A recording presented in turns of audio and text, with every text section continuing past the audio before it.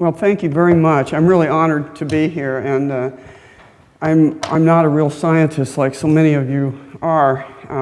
The one thing I have in common, though, I had the liberal media this year. I've learned about the liberal media coming after you.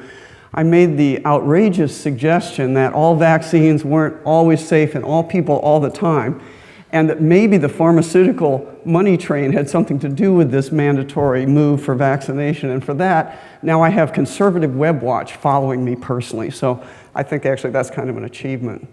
Well, I was a little depressed after yesterday too, thinking about my property rights and all the tax dollars going to unwarranted cleanup and all the things we heard about. So I found this quote last night from Sam Adams I thought I'd start with. Don't ever despair. He said, that's a motto for you and me, and all are not dead, and where there is a spark of patriotic fire, we will rekindle it.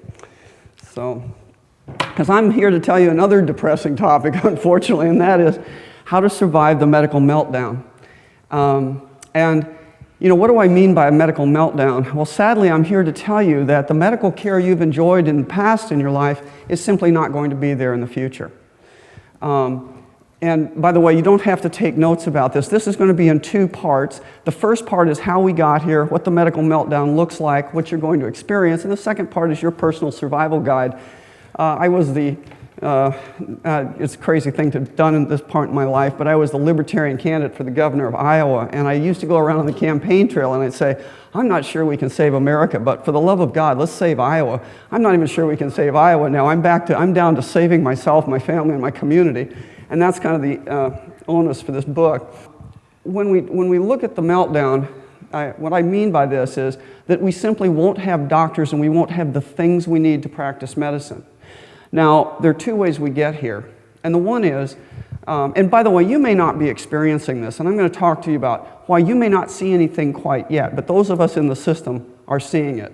We know what things to look for and when cracks are appearing in the system. Now, there are two ways that we can get to a meltdown. The first way is in conjunction with a catastrophic financial collapse.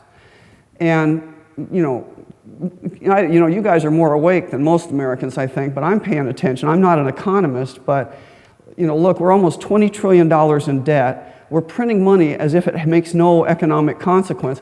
And we're spending money like drunken sailors, and that does a disservice to drunken sailors, of whom I was once one, but at least we spent our own money. And we've got people with the Russians and the Chinese cooperating to exclude the dollar, and our current administration single-handedly undermining the security of the petrodollar. So I don't think too many things look good here. And when money collapses, if this actually does happen, keep in mind, goods and services don't flow for a while. I looked at Argentina in their issue in 2001, 2002. And medical care is a service. It had goods and service too. So when you can't buy food in the store, you also are not going to get medical care. And how long does a catastrophic situation like this last is what I searched out. First of all, this happens when it happens, it can happen overnight. In Argentina, they went from being the breadbasket of South America to having people starving in the streets within 3 months. And it looks like, from what I can gather looking around the world, it seems to take about 3 to 6 months to reestablish the flow of goods and services through either a new medium of exchange or something. So when we talk about planning for your medical needs, one of the things to keep in mind is you may need to be 3 to 6 months of survival medical stuff. Now, the way we're getting to this meltdown daily now is through, the malfeasance of our government, through a process of taxation and overregulation just grinding us to a halt. I'm not an astrophysicist like Dr. Soom, but I think a black hole is so dense that no light gets out. And I think we're in a situation in medicine where we have so much regulation that almost no medical care gets out. We have over 160,000 pages of Medicare regulation and counting. And let me digress for just 1 second and say that Obamacare is nothing really fundamentally different. Obamacare is Medicare on steroids. There is one fundamental difference, however, between the two, and that is that in 1965, when Medicare was enacted, it was done by stealth. They lied to us. They told us, we're not going to get involved in the practice of medicine, limiting what you can do, regulating you. We're just going to help the senior citizens pay for it. Okay, that turned out to be completely false. But the architects of today's Obamacare make no bones about it. They want to bring you single-party payer, Canadian-style health care. And let me just say, I just want to disabuse you. If any of you have the notion that that is the answer, you have to really look honestly around the world. You know, the World Health Organization, well, first of all, if Canadian-style health care was so great, ask yourself this. Why did two premiers of Canada, a whole bunch of bigwigs and sports figures, and the former head of the National Health Service of Canada sneak across the Canadian border in the dark of night to come to America for their health care? You know, I can't remember Danny, the Newfoundland or Nova Scotia premier, but anyway, Danny something or other in the picture here. And when he was caught coming across for his heart care, he said, but this is me and I need the best. You know, it's like you gray masses, you get what we give you, but I deserve the very best. And that's what these oligarchs do everywhere. Well, you know, the World Health Organization rates us 37th in the world for healthcare, behind the Sudan. Really? I mean, who goes to the Sudan? They might think this, they don't even do it themselves. They might really put that on paper, but just look where people go who vote with their feet. And at least up until now, people that had cash and could vote with their feet came to America. You know, the Sultan of Brunei, when he needed his cancer care, he didn't go to France or Canada or England or any of the darlings of the socialist set. He came to America. I know because my friend at MD Anderson took care of him. Why did he come here? He knew his life depended on it. And in 2009, there was an article, and this appeared in The Lancet, which is a British journal of medicine, and it must have really put their proverbial knickers in a twist to have to publish this. But they looked at cancer outcomes around the world of the major industrialized nations. And they found at every cancer they looked at, every way they looked at, we came out the best. We had the best outcomes from our cancer. And it wasn't chump change. In America, and this is 2009 data, I can't quote it today, but in America at the time, lumping all cancers together, of course, if you were a man, you had a 65% 5-year average survival for cancer, right? 65%. In Europe, it was 47%. And in Britain, God love them, after 55 years of the National Health Service, it was 45%. That's a 20% differential in your survivability. So, you know, and there's, I can't go into it today, that's not the subject of the talk, but there's a lot of reasons for that having to do with what I'm going to talk about, and that is lack of doctors, lack of things to practice medicine. Now, the first thing that you're going to notice is a shortage of doctors. And you, depending on where you live in America, you may have already noticed this. When I was in, well, I'll say this first, is that the reason we have a shortage of doctors today, and we're going to get worse in the future, began in the early 70s because the great gurus of government looked around and they said, probably, I wasn't at the meeting, they probably said, look at all this money that's being sent to all these specialists. We need, you know, they have this idea of these, we need more primary care, barefoot type doctors, okay? Now, I love my primary care colleagues, and they serve a very important purpose in our, you know, I mean, I have my own private primary care doctor. However, the specialists are the people that treat your brain aneurysm, that you know, take care of your heart attack and your cardiac cath. But these guys, they decided that there were too many of them, and they did what the government can do. They decided to control them by taking over the payment for graduate medical education. They started paying capitation grants to the universities, and then they started regulating by setting the numbers of specialists. I hear it all the time that people think it's the AMA that did this.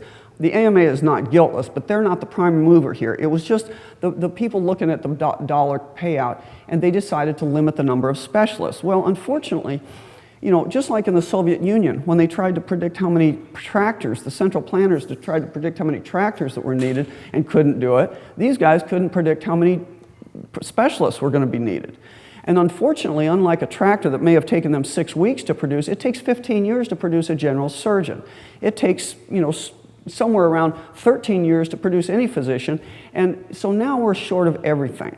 We only have 6,500 oncologists, the cancer doctors, only 6,500 in America, in spite of a burgeoning population, an aging population, and a sicker population in some ways.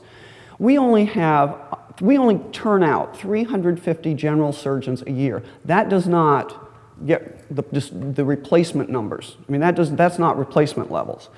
And in my specialty of orthopedics, I can tell you, I don't think we've added a training seat since 1983 when I started my residency. So we're in deep trouble. And when they look at, and I love this. We have computer models without data also. This is a computer model of what they predict we're going to need versus what they predict our supply will be, but it doesn't take into consideration other factors. Other factors is when it's miserable enough to practice medicine, you just don't put your full effort into it. When you're taxed to death, it doesn't make sense to work 100-hour weeks, staying up all night in lead, rotting femurs, to send it all to the government. So many of us are just not working our full capacity. One of the saddest things that's happening is, and let me just mention, and electronic medical records has really damaged our productivity. Even the Alpha Omega Alpha Honor Medical Society journal that just came the other day finally comes out on the side that they do not see productivity coming back up as long as we use electronic medical records. And this is a left-wing liberal rag that I quit reading. I just said, I'm still a member, but I just kind of quit reading it because I said they just they're just gaga over this government health care. They're finally getting it, that some of this stuff is now counterproductive. Our young people are not trained as well as we were. My son just graduated medical school and is off doing a general surgery residency, and I jokingly told him, and he wouldn't have known how to put an IV in and have really not touched patients had I not been in a hospital where he could come and do some things. And I jokingly said to him, when I graduated medical school, I wasn't the best doctor, but in a zombie apocalypse, I could have done something. And this class is pretty helpless.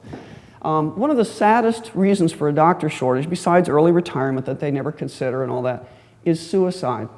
We are now the #1 profession for suicide. We lose 400 doctors a year to suicide, and that sadly is about the number, that's like losing an entire medical school. My medical school had 400 people at the University of Rochester. We lose the entire medical school every year. It's not, if it's not good for the people taking care of you, it's not going to be good for you. Now, the other thing that's happening is that there's a shortage of things. I have never seen this in the 40 years I've been involved in medicine, nearly 40. We ran out of we almost had to close the operating room a few months ago because we were almost out of propofol. It's not just for Michael Jackson anymore. That's what we put you to sleep in the operating room with. I was at a trauma center doing level 1 orthotrauma, and we ran out of tetanus for about 6 weeks. My shoulder catheters that I use for doing shoulder scopes and giving you pain relief, we were out of those. We were out of Levaquin, everyday items. My own thyroid medication was in critical short supply nationwide. And why is that happening? It's because of this huge over-regulatory environment. The government, with their lettered agencies like the FDA and OSHA, go into these factories where and here's a perfect example, was the Armour thyroid example or the tetanus toxoid example. These are old medicines that have lost their patent, and they've been produced without a problem in these factories for years. But the government goes in and says, you have to bring this factory up to some arbitrary new standard.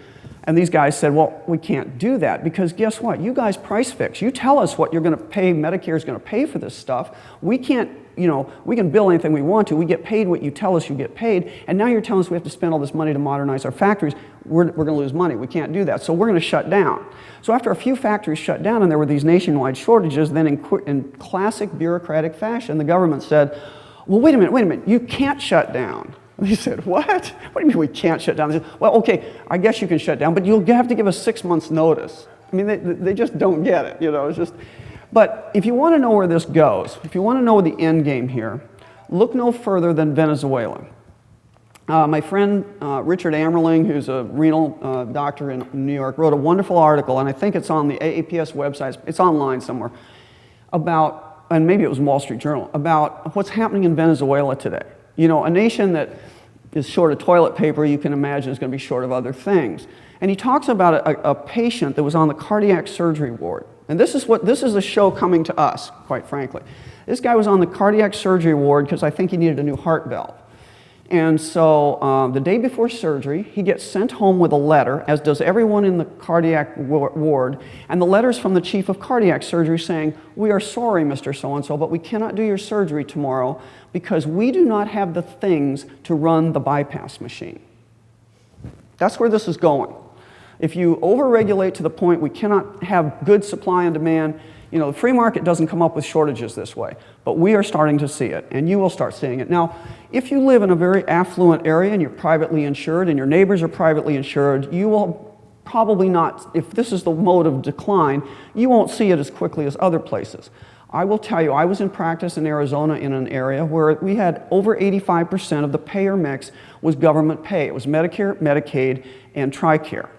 Now, we had 4 orthopedic surgeons taking trauma call, doing what they had 10 or 11 or 12 up in Flagstaff doing where it was privately insured. This is a business death spiral. We couldn't recruit. An average orthopedic surgeon in America covers a population of 12,000 people. We were each covering a population of 90,000. And when I left, it went up to those 3 guys left for 120,000, and my 53-year-old colleague died after standing every other night call for 2 weeks. Now, that's what happens. And so there are big black holes already starting to open up. If you live in a rural area with high Medicaid population, you probably don't have the OB care that you need. There are places in Arizona, I know, where you had to drive 200 miles to get to an obstetrician. And that's getting more frequent. I mean, when you have to wait 6 hours to see the orthopedic surgeon in the emergency room, or it takes you 3 or 4 months to see a rheumatologist, or it takes you, 7 months to see a spine surgeon, this is the result of bad planning in the early 70s and the price controls and the central planning failures of our government. End of story. Otherwise, in a free market, when there's a shortage, it gets filled, right? And so in sum, I'll say what Milton Friedman said: if you put the federal government in charge of the Sahara Desert, in 5 years, you would have a shortage of sand. And that's basically what we see here. Now I'm going to talk to you about saving yourself, and you don't have to take notes because coincidentally I do have a book by this title. It is out there, and if you get the book, you get my free cheat sheet on the principles of how to save yourself. The first thing to say is that in going to the future, you want to be so healthy that you don't need a doctor. I mean, let's just face it. And the good news is, although it may not seem this way when you read the newspapers because it sounds like we change our mind every day about what's healthy, it turns out that's not really true. Just like this issue with climate and the issue with some of the stuff you guys talk about, there's the real science going on over here, there's the real thinkers over here, and then there's the public, what we're being told. And the real truth is there's a whole anti-aging medical society, several of them. It's the fastest growing area in medicine, and they do this the old-fashioned way. They look at not just the medical literature, they look at the basic science literature, the basic understanding of physiology, experience of competent, running clinicians, and their own observations. They do it the way we used to do science in medicine. And the biggest thing to say about your health going into the future is the bottom line. There are lots of things to do, but the bottom line is nutrition, okay? We are eating a terrible diet in America, and it's making us sick. And you may not want to believe this at first, okay? I'm going to tell you one thing that's not even in the book because this is radical new science. And let me tell you, this is a paradigm shift. What I'm about to tell you is to medicine what putting the Earth out of the center of the solar system and putting the sun in was to astronomy. This is big, guys. This is like when the teacher stomps her foot, it's going to be on the test. This is big. If you do this, it's going to change your life, and it's going to change, this is changing medicine. Unbelievable. It's just hard to believe at first, okay? I'm going to tell you 4 things about this. The first thing is, do not eat wheat, okay? You say, oh, you got to be kidding me. Wheat? Okay, first of all, in the mid-1980s, the wheat that we grew is now not the wheat we grew back then, okay? The Norman Borlaug, God love him, of the State University of Iowa, developed semi-dwarf wheat, and it has 4 chemicals in it in great amounts that the old ancient wheat did not have. So it's not food. It looks like food. Like, I wish I'd had a picture of yesterday's lunch. That croissant, it looks like food, it tastes like food, it feels like food, but it is not food. It just has the quality of food and we eat it, but it has bad chemicals in it. The first one is amylopectin A that causes autoimmune disease. And this is not just a fringe doctor talk in here. Big Scientific American front page article about 5 years ago. Gluten causes autoimmune disease. And we're talking rheumatoid arthritis, lupus, a bunch of these autoimmune diseases. you know, it won't get rid, if you stop eating wheat you've got, to get the benefit, you have to not eat one crouton, but if you stop eating any wheat, if you have rheumatoid arthritis, the inflammatory process will stop. It won't stop deformity, but it will stop the inflammatory process. I can tell you that I've tested this in my own practice. I have seen people's Crohn's disease that the GI doctors say they can't cure it, that it's not diet related. I've seen 3 cases completely ameliorated, 3 for 3. I've seen vitiligo go away, psoriasis go away, you know, rheumatoid, it does work. And it also helps general joint pain because you're making antibodies. This amylopectin A is an immune reactant, and it causes you to make antibodies to other parts of your body, including all your linings of your joints. Now, the second thing it has is a big fluffy starch. This big fluffy starch causes insulin to shoot up more even per gram than sugar. So, you know, when we look at the diabetes epidemic we're having, this is a good candidate. So it screws up your insulin sensitivity, and insulin's a fat storage enzyme. But here's the kicker, gluteomorphine. This is the only food that we know of that crosses the blood-brain barrier and binds to your morphine receptors. You know, years ago there was a cartoon, and it was 2 Kellogg's executives talking about the morning cereal, and they were saying, hey, I got an idea, let's make it addictive. Well, it turns out they did. This wheat is actually addictive. And 30% of people that go through getting off wheat, they actually go through drug-like withdrawal. They can get sweats and shakes and just, you know, psychologic changes, and it's really hard for some people to go through it. I just told myself, this first month off wheat, I said, I'm gonna eat anything I want just as long as it doesn't have 1 iota of wheat. So I ate Cheetos and ice cream. I'm not saying it was a health food diet, but it worked, and I got off wheat. But let me tell you the next thing. So you might not believe all this, even though there's plenty of good books, and I have a big bibliography out there. There's plenty of good literature about this. But I'm gonna tell you the last thing that we've just found out, even since I wrote the book. This is the new big hot thing, and a guy named Fasano at Harvard, I think, is going to get the Nobel Prize for this.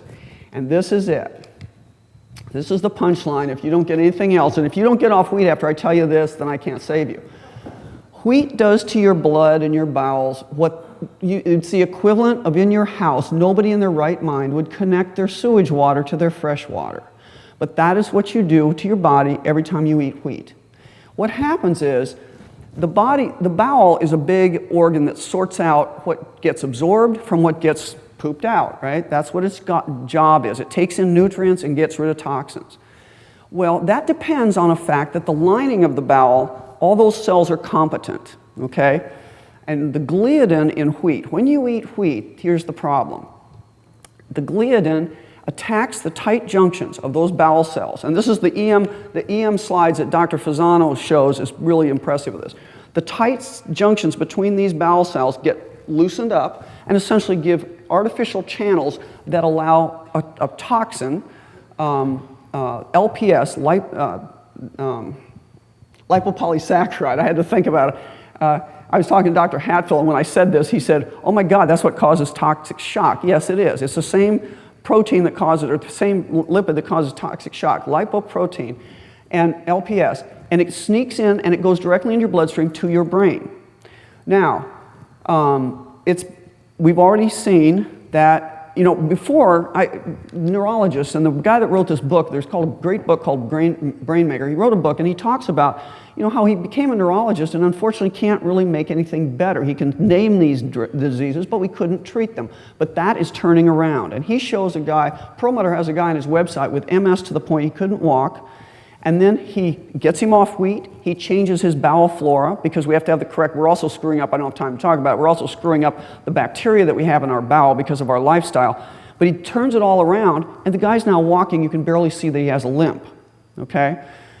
Let me tell you my own, so it's been shown that this LPS chemical in your bloodstream goes up as the diseases of ALS, Lou Gehrig's disease, MS, or Alzheimer's gets worse. Now, you know, I live in small town Iowa, and so sometimes I have people come over and they just want some medical help.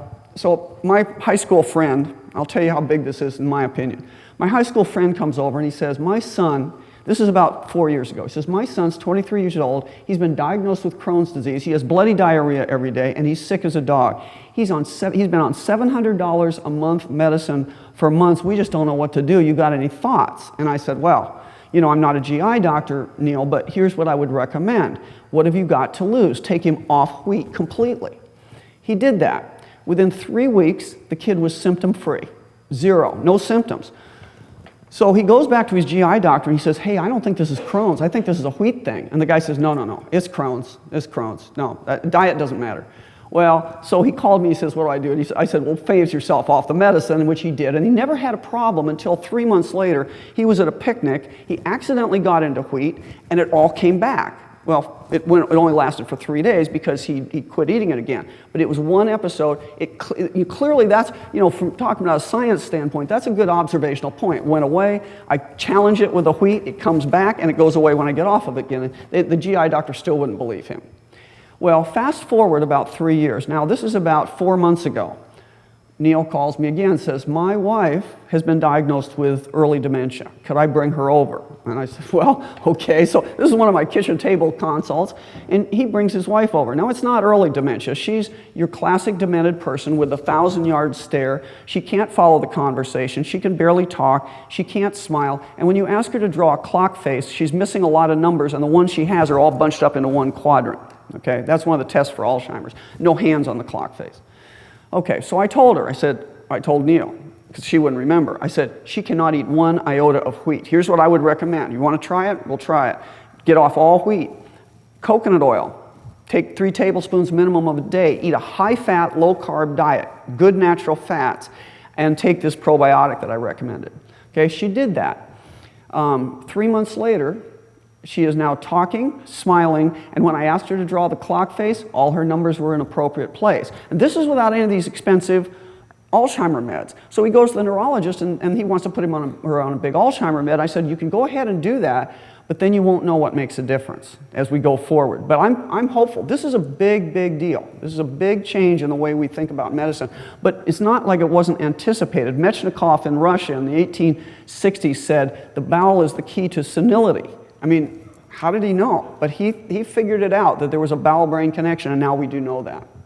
Now, the next thing is, do not eat unnatural oils. If you want to be healthy, and I'm going to tell you, if you get off wheat, everybody in this audience will notice a benefit to their health, even if you don't think you've got a problem. You'll lose weight if you're overweight. You will feel better. Your skin will look better. I just can't emphasize enough what a big deal it is. You get away with eating wheat when you're 20 and 30. It's when it catches up to you in middle life. All this constant bombardment with a foreign non-food protein is what's killing you.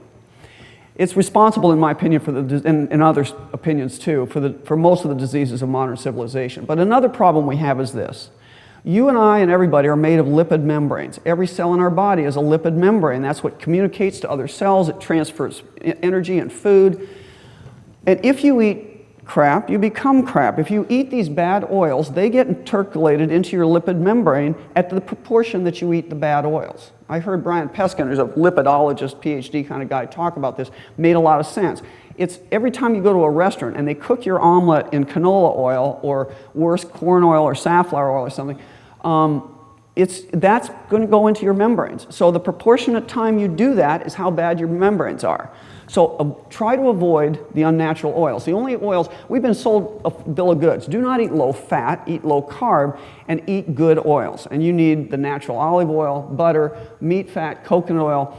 Coconut oil is great. And interestingly, as a hobby in my orthopedic clinic, when I have a patient that's over 94, 90 years old, I ask him, I say, so, tell me about your diet. What have you eaten in your life? And almost to a person, they very conspiratorially lean forward and they say, well, you know, I never gave up the butter and the eggs and the bacon. And I'd say to women, I said, and when you cooked pies years ago, what did you use for shortening? They all said lard, you know. It turns out, you know, there's that restaurant in Las Vegas, the Heart Attack Grill, and it turns out the only thing really, they cook their French fries in lard. It turns out the dangerous part of that meal is the bun for the hamburger. So, you know, don't eat the bun and you're okay. Now, there's a whole list of supplements I talk about, why you should take them, and we have good scientific ways to actually test you to see what supplements really make sense for you. But in the absence of that, if you want to shotgun it, I give you a list of the ones that I've noticed that statistically people are short on. The one that is an actual epidemic of shortness is vitamin D3. D3 is the active form of vitamin D. And you know, standard medicine, which I call the Flat Earth Society, we're coming up to it, but we started out saying, oh, you only need 400. In fact, that's what the Institute of Medicine, God love them, who still say, you only need 400. Well, that barely treats childhood rickets. But then we started saying, well, for bone health, you need up to 2,000. Now it's up to 5,000. Let me tell you what I take. I take 10,000 units a day. And if you look at the newspapers, there is probably not one supplement compared to this that has been shown to benefit almost everything. Because D3, vitamin D, actually heals the ends of your DNA, the telomeres. It makes replication more reliable, and it does lots of things. Recently, it shows it decreases cardiac arrhythmia, decreases dementia, helps your bone, helps your, you know, just about everything you want to name. And here's the thing, when I tell people to take 10,000, there's some doctors, and not too many anymore, but some, and lots of patients go, oh my gosh, isn't that too much? And I said, look, if you're an Okinawan tribesman, they've tested them, they're some of the longest lived people who routinely work into their hundreds in the world, they get on average 30 to 40,000 units a day from the sun. We were, you know, if you think that we kind of came from a group of people living on the equator in a loincloth, and not taking showers, there's a lot of things that conspire against us absorbing the sunlight to make vitamin D. And quite frankly, 10,000 has never been shown to overdose anybody. It's probably not enough, and maybe we'll go up from then, but at least 10,000 will get you above the level. You know, when has the National Cancer Institute or these people that come around collecting for Cancer Society ever told you that if you get your vitamin D level, if you're a woman, get your vitamin D level up above 55, you're decreased risk of breast cancer by 85%. There's studies, it decreases cancers, it decreases all sorts of things, MS, chance, it's just a wonderful thing, but nobody's pushing it like we should be. So that's, if I were going to take one supplement, that's what I would do. Now the next thing is, okay, let's go back to the Meltdown and think, that was my brief anti-aging, how to be so healthy you don't need a doctor. If you don't do anything else, do those 3 things, you're going to help yourself a lot. Okay, but let's say you have some issues. Let's say you have high blood pressure or a heart problem. I've already had the experience that my drug that I take, which is just some thyroid, was out. I mean, I had to wait a couple weeks until it was produced enough because it was in short supply nationwide.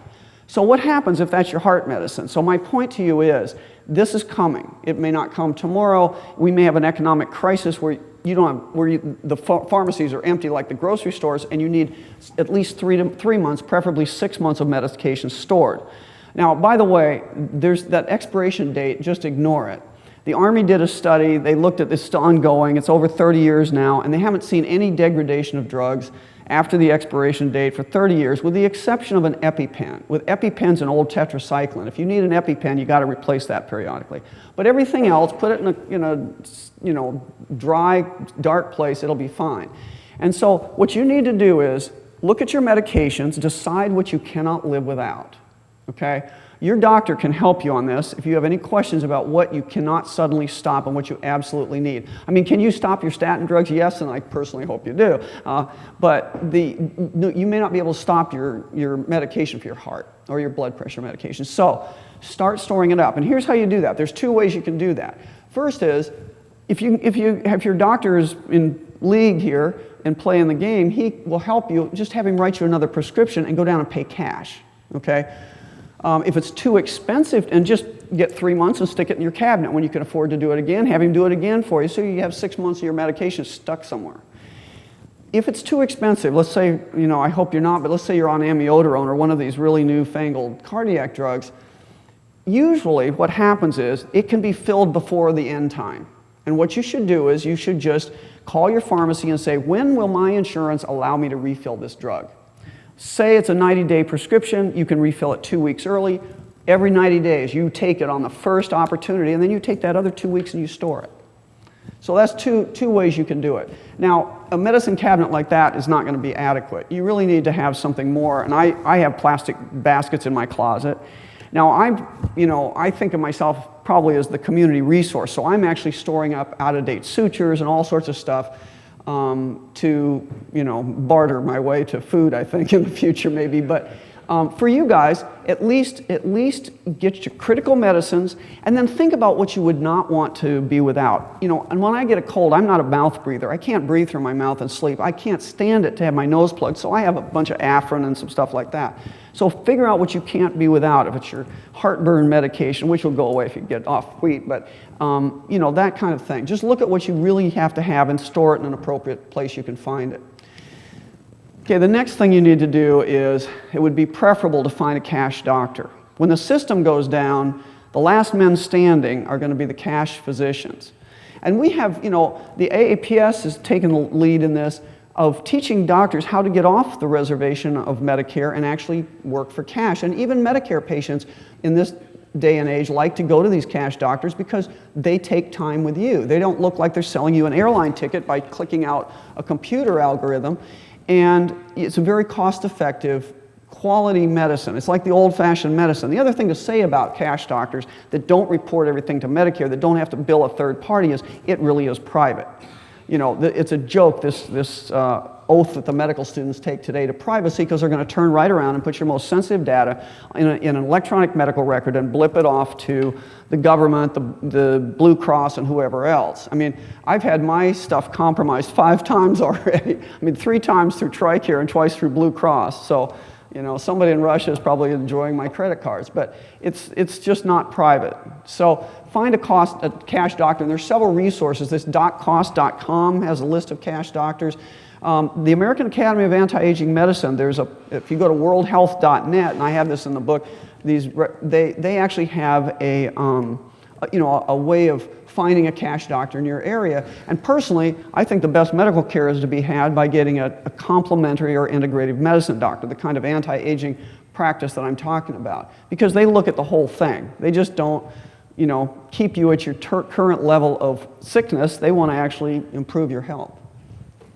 So there's more than this in the book, and I have a little handout which you're welcome to out there that talks about the books to read about this, and how to be healthy, how to be well, so that you don't need a doctor. You know, preppers get kind of a bad reputation. They make fun of them on the TV and everything, but really, you know, I grew up in Iowa. I'm 4th or 5th generation, which is why I got so incensed and so depressed about the talks yesterday about losing our land and the riparian rights around my mud puddle in my backyard, and it's just like, oh my gosh, where do we go now? But, you know, really, my two generations of my family were dirt poor Iowa farmers, and my parents were raised in the Depression. And they all understood that although there might be this normalcy bias that life is like this little gentle sine wave, it isn't like that, that you go through periods of abject crises where the things you need are not easily obtained.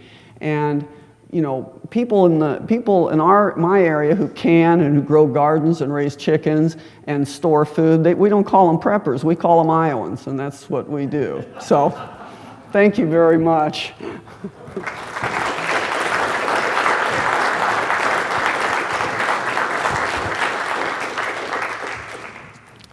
Yes.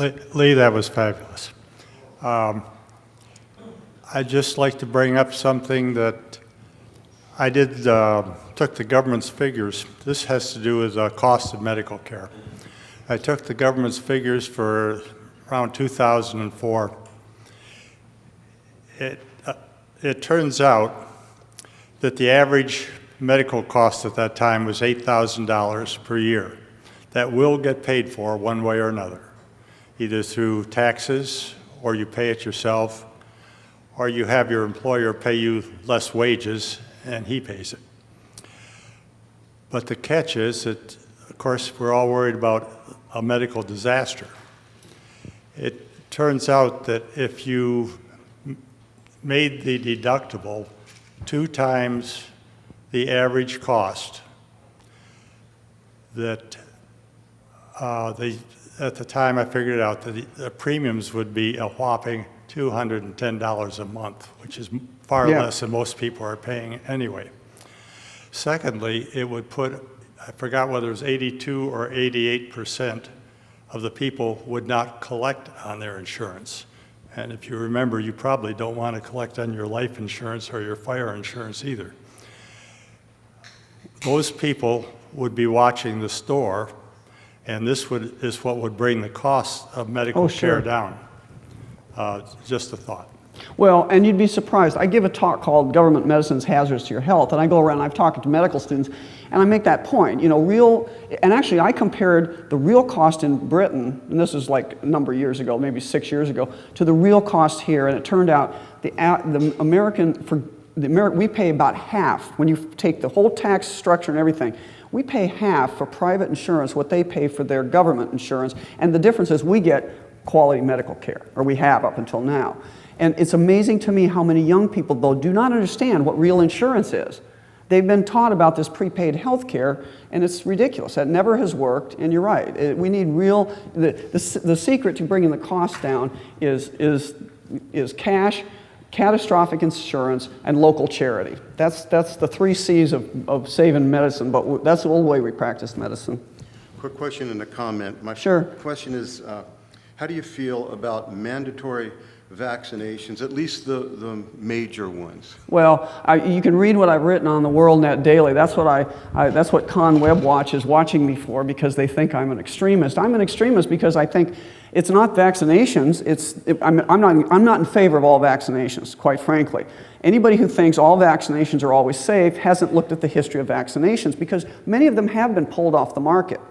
And this isn't the venue to go into detail, but the one that Andrew Wakefield got into trouble for, the MMR, that he felt caused this bowel problem that he saw in children, and that the parents were reporting autistic changes afterwards, turned out to be an MMR vaccine that had been taken off the market in America and Canada and I think Australia, but the British National Health Service bought at a bargain basement fire sale.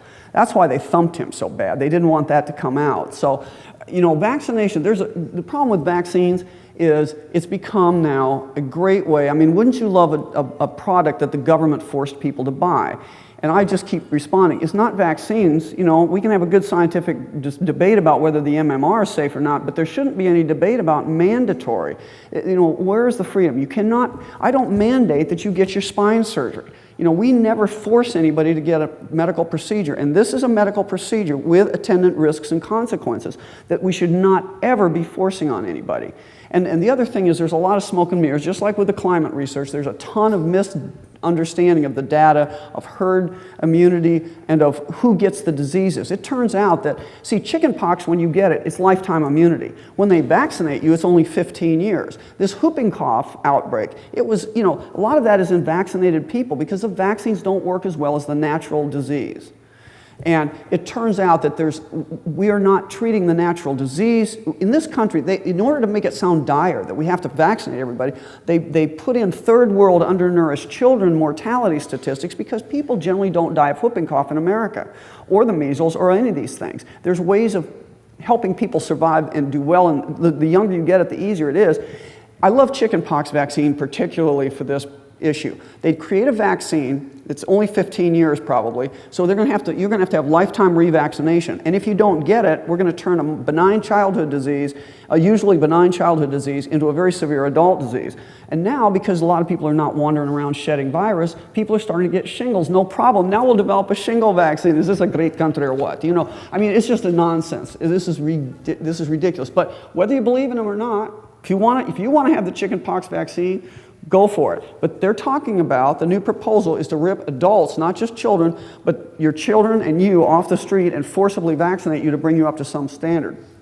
So yeah, it's a terrible, terrible thing. That's what I get in trouble for saying. Yeah, I worked with TRICARE for 25 years, and I worked in pediatrics for the last decade, and I bought millions of dollars of vaccines, and I've seen many, many children get vaccinated. And I was also somewhat vilified for saying, well, there are a small percentage of these children that are being harmed by this. I mean, they have some kind of violent reaction or whatever.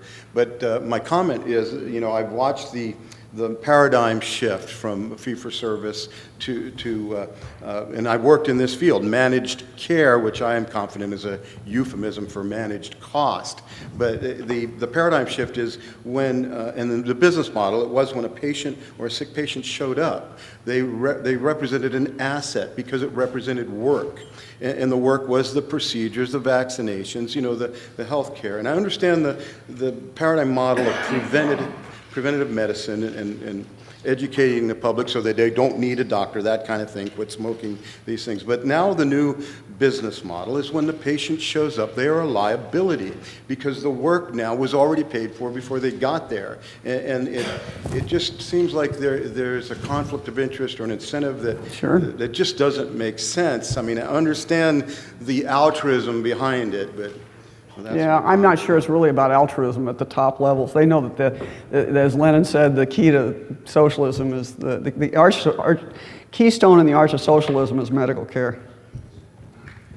To back up what you say, I had an arthritis 20 years ago and followed a very strict diet, of which on a theory called leaky gut syndrome, and it particularly involved no refined foods, no wheat.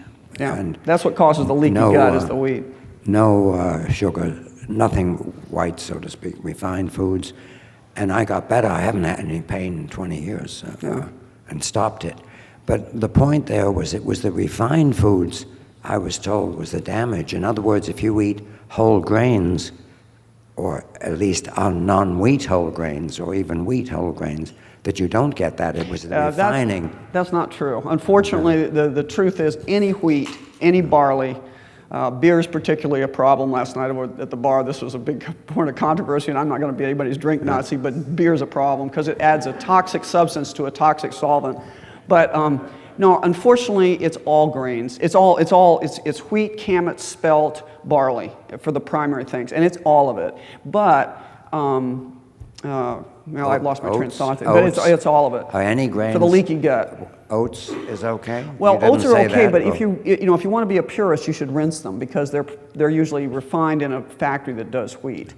But I just look and make sure wheat's not a content of it. But oats are not. Oats don't have gluten or gliadin or any of these things. And whole grains, but the whole grain idea, that food pyramid's upside down. Think about whole fats instead of whole grains. I love Jack LaLanne. Jack LaLanne is one of my heroes, and he used to say, if man made it, don't eat it. And I always think about, if a Twinkie, some of this stuff, what I tell patients is if your great-great-grandmother couldn't recognize it as food, don't put it in your mouth. And she wouldn't recognize macaroni and cheese in a box or a Twinkie. A Twinkie is so bad, it's so artificial that if a Twinkie falls open in its wrapper in your trunk of your car and sits there for 6 months, it'll look the same in 6 months because even bacteria won't eat it. And that's where we've gotten in our food supply. I mean, we're totally artificial. But let me add, if I can, I followed that 6 months. It stopped the arthritis, although I still have damage from before. Right. But for 6 months, then now I do eat occasionally. Yeah, but unfortunately, wheat, all these things, cakes, you'll do better if you don't eat occasionally. In small amounts. One can then go on with it. But here's the issue, and this is my point, is that it's an immune trigger. So when in my office, I demonstrate it with a light switch, okay?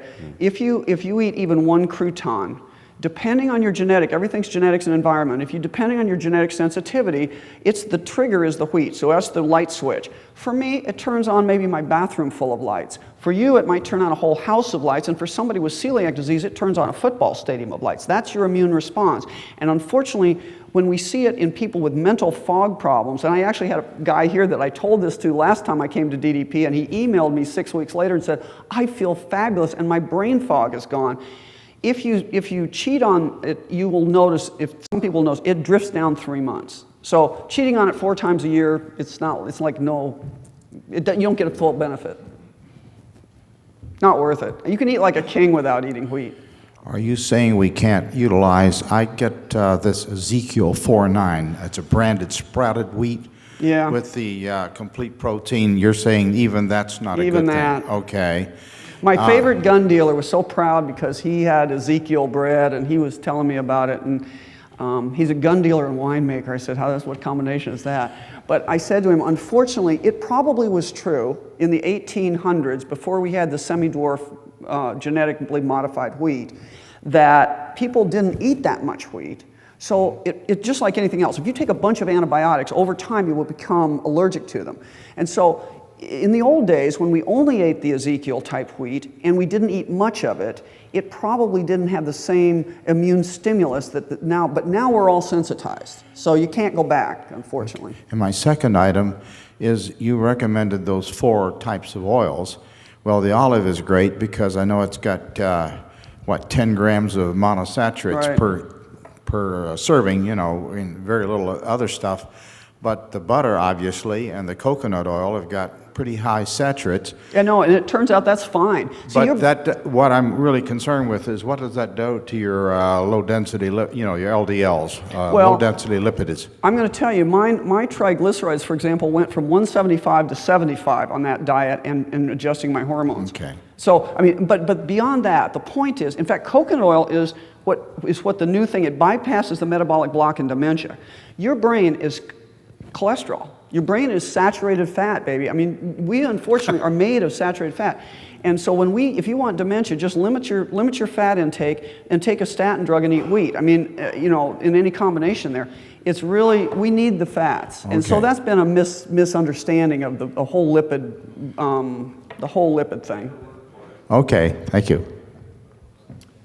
Dr. Hieb, great presentation. Thanks. I have two questions if you want to entertain them. As you may recall, I connected you to a friend of mine in Iowa who was a vascular surgeon a while back, who was forced to retire from practice after a couple decades because of malpractice litigation.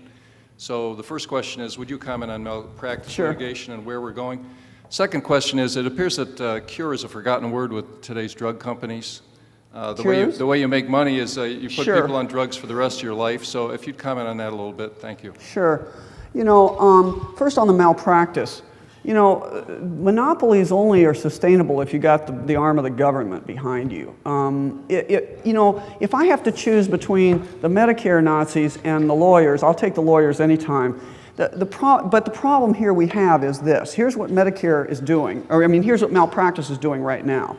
And I feel bad for him because you can practice as well as you possibly can and still get tapped. It's a very rare doctor that doesn't get tapped. I've had my experience with the malpractice guys. And ironically, after doing 20 years of big spine, it was never about spine. It was about trauma in an overloaded system, where I got tapped. So you never know. It's like a lightning strike. But here's how malpractice is affecting the medical meltdown. In Arizona, I paid $70,000 roughly, or $65,000 to $70,000 a year in malpractice insurance, and my Medicare spine surgery paid me $1,000. That's $1,000 for 90 days of follow-on care, an hour to an hour and a half of surgery, and putting you in the hospital. Now run those numbers. I have to do 70 cases of spine surgery in an elderly patient in order to just pay my malpractice insurance, and I haven't even paid my lights, myself, or my staff. That is not sustainable. So the problem is, what happens is that doctors, these young guys, they're going to go out and they're going to look around, and that's one of the things they factor in where they relocate. Why go to Arizona and pay $75,000 when I can go to Iowa and pay $20,000? So if you're going to get paid the same on Medicare, you go to the places where the lower malpractice is. Now, ultimately, I hear people saying they want the federal government to limit capitation or tort reform. But they have no constitutional authority to do that. That's just adding one bad idea on top of another.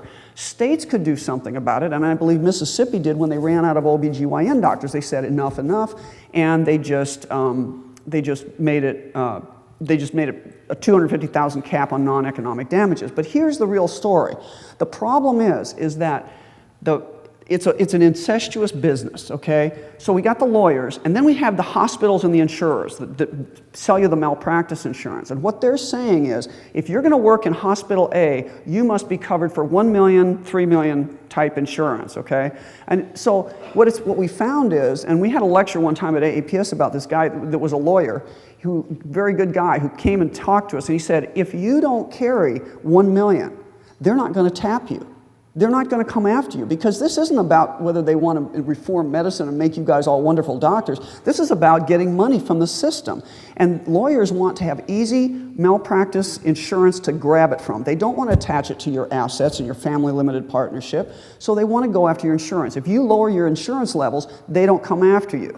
So what's happening is we're being mandated to work in these hospitals to pay this level, and that's the big issue. And your second was about take drugs for life. Oh yeah, take drugs for life. Well, interestingly, I wrote this article. I think it was about vaccination, actually, at WorldNet Daily. I can't remember what it was about, but my last article was about something medical. And again, the liberal attack media came out, and they always have to have somebody that comments in the comment section. And this guy said, I wouldn't believe anything she said. She was the past president of AAPS, and they published an article that suggested that AIDS wasn't all about the HIV virus. Well, yeah, because we believe in free exchange of ideas, or the AAPS does, and that's not we. But, and I said to the guy, and then he got in this big thing about, well, you should be basically drawn and quartered for thinking that you shouldn't treat. I said, I didn't say we shouldn't treat based on current knowledge, but the reality is the drug companies seem to want to treat you for a lifetime of drugs, of expensive drugs, rather than actually find a cure for some of this stuff. And I reviewed an article that was submitted to WorldNet Daily by a guy who was an NIH researcher that claims there is actually a cure for AIDS out there, but he couldn't sell it to any of the drug companies. When I looked at it, it looked like, I didn't understand the level of biochemistry and biology he was discussing completely, but it looked legit. It looked like he could have been the real deal. I just didn't know. But yeah, I think that's true. I used to defend the drug companies. Oh my God, they are so corrupt. It's all about the money. It's an incestuous open door between the pharmaceutical industry leaders, the FDA, and the CDC. And, it's terrible. And we actually have, here's an example. We actually have, you talked about I was depressed hearing the lying scientific stuff that you guys have to deal with. The CDC had meetings about vaccines, and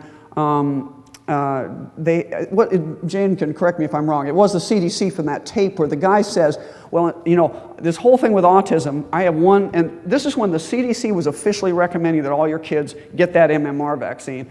And he was saying, I have one male grandson, and I'm not going to let him have it until this is sorted out. That was in the minutes of this whole thing. So what they do for themselves, what they really believe, and what they tell us to do are two different things. Thanks for your talk, Dr. Hieb. My name is Howard Hyde, and among other things, I'm author of the book Pull the Plug on Obamacare, which you can purchase out there on the. I couldn't resist the temptation there. And by the way, I do appreciate you quoting statistics from my book in your talk. Just kidding. Oh, good. Which one was that? About cancer survival rates. Oh, that was from the Lancet article, but I'm glad it's in your book. Yeah, we have the same sources. A couple of quick comments and a question. Sure. Assuming my brain fog, wheat-induced brain you had fog you had the croissant. I got you. Okay. Exactly. That's twice.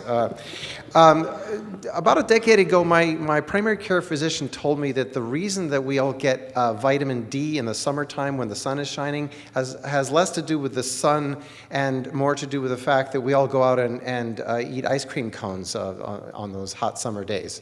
I have no clue about that, but what I understand is we cover ourselves up. You don't go out and play golf naked, I presume, and you also take a shower afterwards, which has something to do with the oils on your skin, your ability to create it and absorb it. So it's whatever it is. And I can tell you, my ex-husband in Arizona used to play golf 18 holes 6 days a week, and he wouldn't take vitamin D, and he would chit-chat with his internist buddy on the golf course, and they'd talk about how, because I said, I don't even check levels, I just tell people to start doing it, and then we check them later. Why spend the money early? Everybody's low. And they blah, blah, blah, blah, blah, and I finally said, I'm tired of you guys chit-chatting behind my back about this. Would you agree that if I test you and you're low, that everybody's probably low? Because this is a guy that gets the sunniest city in America practically, and he's out playing golf all the time. And it turned out he was in the toilet. His level was 20, which is barely on the scale of what they consider normal. Normal just being average. You really want to be above 55. Thank at you. least. And the second question is, what do you estimate the chances of getting a true free market reform, repeal and replace of Obamacare, assuming we get either a President Cruz or a President Jeb or a President Rodham next year with Speaker Boehner or Senate Majority Leader McConnell or their replacements? Can you set up a matrix for us with all the relative probabilities? I can tell you, I think the probability is 0, but that doesn't mean that there's not hope. I'm just saying, You know, the truth of the matter is, and this is why I'm a libertarian, this happened right after I changed the Libertarian Party. I was a 30-year recovering Republican. When John Boehner walked over to Harry Reid, figuratively, this was done in emails, and said, okay, we'll give you Obamacare, just don't let it apply to us. To me, that tells you all they need to know. And now they've just put, they just connected the, you know, something important to the Obamacare repeal. So it's never, they've got too much invested in this. What the problem, I think there's two arms. There's two ways this happens. One is that we continue down into this socialist model, and the ACA is designed, in my opinion, and I go through this in the book about why I think it's designed to cause system-wide failure of hospitals. You know, hospitals come and go in the real world, but now with this pressure on it, the way it's going to happen is it's going to be the Reichstag fire. They all collapse, and then the government has to come in and say, see, we gave the free market a chance, and it didn't work. And the other thing they're doing is the way it's set up with the ACA and the incentive pay, it drives physicians in private practice into the hospital model, into the working for the hospital, and then they collapse them. I mean, this is bad. So that's one way it can go. The other way is that the government can have an epiphany, a moment of self-awareness, and they suddenly say, oh my gosh, this isn't working, we have to give people freedom. What's the chance of that? So I think that's what I'm saying. I think we all have to be more reliable of our own health, because we're going to be like the Canadians. We might have to wait 2 and 3 years for a doctor. We might have to wait years to get surgery. I mean, this is what really is happening around the world. And the reason that the cancer rates are so bad other places, and you know this if you looked at this, is that they don't have access to the medications and the doctors. And although, like if you look at the old Soviet Union, you know, when Yeltsin needed his heart surgery, he flew DeBakey over to supervise it because he was afraid his own American-trained but Russian surgeons were going to kill him. You know, that works for a while, but even the oligarchs' medicine suffers because the industry isn't out there producing the latest, greatest. You know, and one of our biggest issues, I've got an article out there called Why Your Doctor's Out of Date.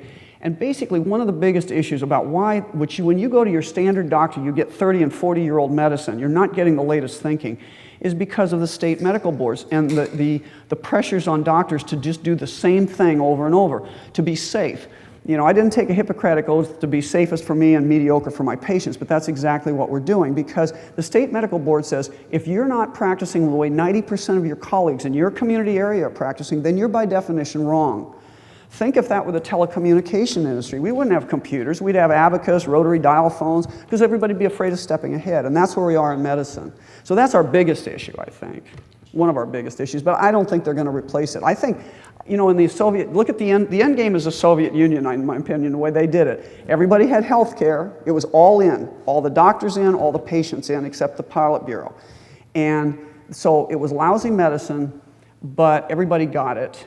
And if you really, like the Foundation of Economic Education, his wife, the guy that used to be the chairman, his wife was a Soviet citizen, and when her grandfather or uncle or somebody needed surgery, they bribed the doctors with comestibles and whatever they could put together. The doctors kind of stole the machines from the hospital temporarily, and they did the surgery of this guy's gallbladder on the kitchen table. It's black market medicine. And that's the end game, unfortunately. Now they're free marketing their medicine, by the way, in Russia. Yes? Dr. Hieb, I want to thank you for a delightful presentation. It's so helpful, you know, useful information. And that's one of the things I like so much about these DDP meetings. You know, I mean, there are some presentations here that are not despondent, but rather very, very helpful in the advice that is provided. I remember Bruce Ames coming here and talking about getting the rats to dance the Macarena, you know, eating carnitine. I'm like, whoa, what is that? And I've been taking L-carnitine for as long as I heard from Bruce Ames. You know, and I've been taking my drop of Lugol solution to get the iodine that I need. Yeah. Now, you don't hear this normally, but you hear it at DDP. And wheat, you know, I'm like, really? And I believe you, and I'm going to have to figure this out. It's hard to believe, isn't it? But it's true. And so, you know, I'm really asking more about, well, wheat and statins, and you've suggested maybe statins are not a good idea. I've taken statins for years, and I eat wheat, and I have kept my cholesterol around 200 or so, and I'm just wondering now, is there a problem with me? You know, I mean, and you're saying, well, stop the wheat, you'll be fine. Should I stop the statins too? Well, I'm not going to make official medical advice on that because I don't know your whole medical history, but I'm going to tell you there's a lot of controversy about statins. And again, there's a really good review article we have in the journal for AAPS about that, and you can find a lot of information online. It turns out statins have a lot of bad side effects. And in a nursing study, I think it was in the Netherlands, but in Europe recently, it doubled your risk in the nurses of diabetes, which doubles your risk of Alzheimer's. And statins lower your testosterone level because think about, okay, here's what statins do, and you can just decide what you want to do. In Europe, you can't take a statin without taking coenzyme Q10. The reason is because it depletes it from the basilar membrane. And that's how you get, that's your mitochondria. That's what gives you power. That's why some people get muscle aches and pains. But here's the other issue. Statins don't, they stop the production of cholesterol, but what's your brain made of? Cholesterol. What are your neurotransmitters made of? Cholesterol. What are your sex hormones and your hormones in general made of? Cholesterol. So you're not just shutting down, and honestly, like I've had patients where when you really fractionate their lipids, the cholesterol came down, but the bad cholesterol was still standing up there. So, you know, insufficient information into your situation, but I would be skeptical and really look into it. Definitely get off the wheat. Take CoQ10, take CoQ10. Those are the two things, absolutely. I appreciate. I'm also thinking about other supplements. Perhaps it's all in your book, but I'm looking it's in the book. Right, got it. Thank you. Thank you. You made one statement at the beginning that I think you didn't mean, and you probably should eliminate it from all future talks. Okay. You opened up by saying, I am not a scientist. Well, you are a scientist. Thank you. Not like you guys. A brief question. I would guess that bread is one of the primary sources of calories for the entire world population. I think Egypt is the largest bread eater. Have there been studies? I mean, are you saying basically if the world stopped eating bread that life expectancy would go up and healthcare needs would go down? Interesting. And see, and one of the problems is, you know, there's so much information out there that nobody can get a hold of at all, but we're trying to, you know, get the big picture here. When I started years ago talking about wheat, I was in the surgeon's lounge and I was talking about this fabulous meeting I went to, and I heard about this thing with wheat and blah, blah, blah.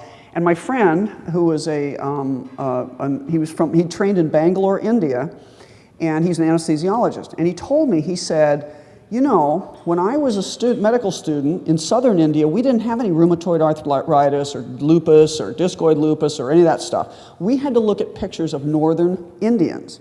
What was the difference? In southern India in those days, where people weren't shifting around as much as they do today, in southern India it was a rice-based diet. In northern India it was a bread-based diet. And, you know, for people that like bread, by the way, there is, you can have, Damata makes a great, it has a flour that's made rice-based, and it makes a great bread recipe. So the world can be fed on rice. I mean, we don't need to be growing this wheat, so. One more cereal on the question. Rye, what about rye? Pure rye is okay. It doesn't have all this stuff. But when you have rye bread, most of the time it's a little bit of rye and a lot of flour. Yeah. I have a question and a statement. When I was growing up in our society, people ate a lot of bread and a lot of cornmeal based. It's a mush, sort of like polenta. And yet the rates of arthritis or people walking on a cane or being all twisted in old age are very, very low. It's highly unusual to see somebody even in a wheelchair in Romania. What gives? Well, what gives mostly is, now, first of all, and even if you did eat quite a bit of it, if you didn't have the access to high quality proteins, you know. We didn't. Yeah, so you had to depend on it. The corn doesn't count, the polenta doesn't count in terms of these chemicals. But see, back then, and I don't want to get into your age, but back then, I suspect we're talking about before 1985, and it's really, look at the diabetes obesity epidemic that's hit America. I mean, it really took up on the hyperbolic form in the mid-'80s. And that's when we introduced the semi-dwarf wheat that we developed in Iowa. I mean, I hate to say this, you know, see, the wheat back then had 8 chromosomes, I think. I can't remember the exact number, but they had 8 chromosomes. These were not gene splicing that Norman Borlaug did. He just did good old-fashioned Mendelian genetics, and he came up with this kind of Frankenstein wheat. And it has, I think, 24 chromosomes. Or, yeah, it has 3 times as many. So the point is, it's not genetically the same, and that's why that amylopectin A that was low in the old wheat is high in this wheat. Well, I was wondering, I noticed a lot of obesity now in Romania, and I don't know if it's attributed to this change that you just mentioned, or because now they have food. Before, we didn't have food. Yeah, but we you know, starved that's most true. of the time. That's true. But it's food. See, it's food with an insulinogenic push. Okay, I mean, it's like you add the carbohydrate from wheat, and it shoots your insulin up, so you store things as fat. That's number one. You know, we also have the issue of high fructose corn syrup that bypasses the leptin-ghrelin system of diet control. Your body recognizes calories. It counts them very carefully. In the old days, when you had a Coca-Cola of 100 calories, it was sugar. It recognized it. It diminished your appetite for dinner by 100 calories. That's the way your body works. High fructose corn syrup just slips by it. It doesn't recognize it as food, so it just sees it. So you drink 3 Cokes, 300 calories, and you still eat the same number of calories at dinner. There's a lot of reason for the obesity, but I'm going to tell you, and this is my own, in spite of all the health benefits I've gotten getting off wheat, I didn't think I was really sick, but, I thought, the joke is, when you get to be middle-aged, you turn your attention from your genitals to your bowels. Well, now I can turn them back because I don't worry about them anymore after I got off wheat, but the issue was that this stuff is now, it's an artificial stuff that we didn't have, and we also increased it in our diet. And, I just think it's, that's the big thing. But the other thing I was going to say, so I went from a size, I blame my 23-year-old son, I got to quit blaming him for having the extra weight on. I went from a size 12 to a size 6 to 8 in 6 months because I didn't have the munchies for food all the time. And because I wasn't shooting my insulin up all the time. The caveman had a low level of insulin. The other question had to do with vitamin D3. What do you tell someone who takes 50,000 IUs a week it's not as good as opposed to the recommended 10,000 a day that you had, which is much larger, and yet when you analyze their blood, they have a coefficient of 100, which is toxic levels. It isn't really toxic levels, it's just above the norm. Right, okay? it's above so the norm norm is skewed to the low side, so when we but get it to can be cumulative since it's an oil-based but vitamin, so that can become toxic if continued. Right, 10,000 a day has never been shown to be toxic, but it's never had any side effects like that in people not on dialysis. That's normal. 70,000 Yeah, but you week. don't, but see, it's D3. Now the problem was that 50,000 that your doctor gives you, that's D2 and has to be converted, and not everybody converts it well. It doesn't seem to work as well. And, so I didn't realize that the prescription is D2. Yeah, and the prescription, by the way, the copay on that prescription would probably pay for all your D3. Oh yeah, it's expensive. That D2 is enormously expensive. Yes, it is. And I'm not sure why they even do that, except that, see, they can't patent the D3, I guess. That's probably it. And I just wanted to make a statement. When I was growing up under socialized medicine, we had free dental care also. Most everybody was toothless, but we had free dental care. And I've actually had, when I was 15, I had a root canal without anesthesia, and it kind of stretched over 6 months, so I kind of had an idea of torture. Oh my God. I was told, and confirm if this is true, that there have been some shortages of anesthetics in some hospitals. Is that Well, that's why I true? said we almost had to close our operating room for the shortage of propofol. That's the was anesthetic. from pharmaceutical reps and pharmacies in small hospitals in the South. So it is true. It is true. It's hitting America now. Okay. So then it can potentially get worse for cost savings reasons. Oh yeah. Well, and here's an example. we might have the situation where you have to have a root canal without an anesthesia. Right.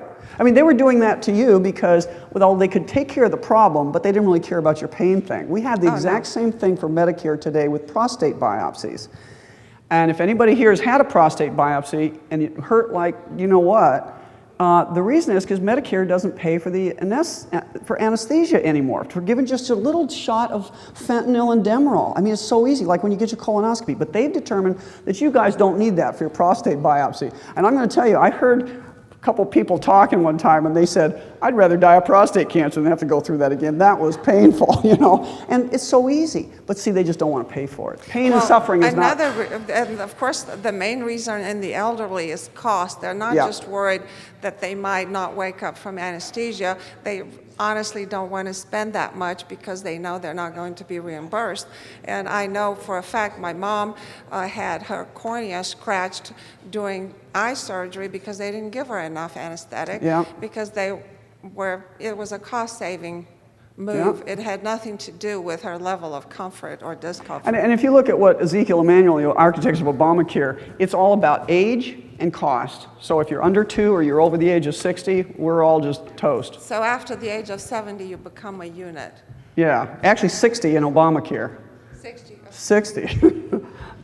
Thank you very much.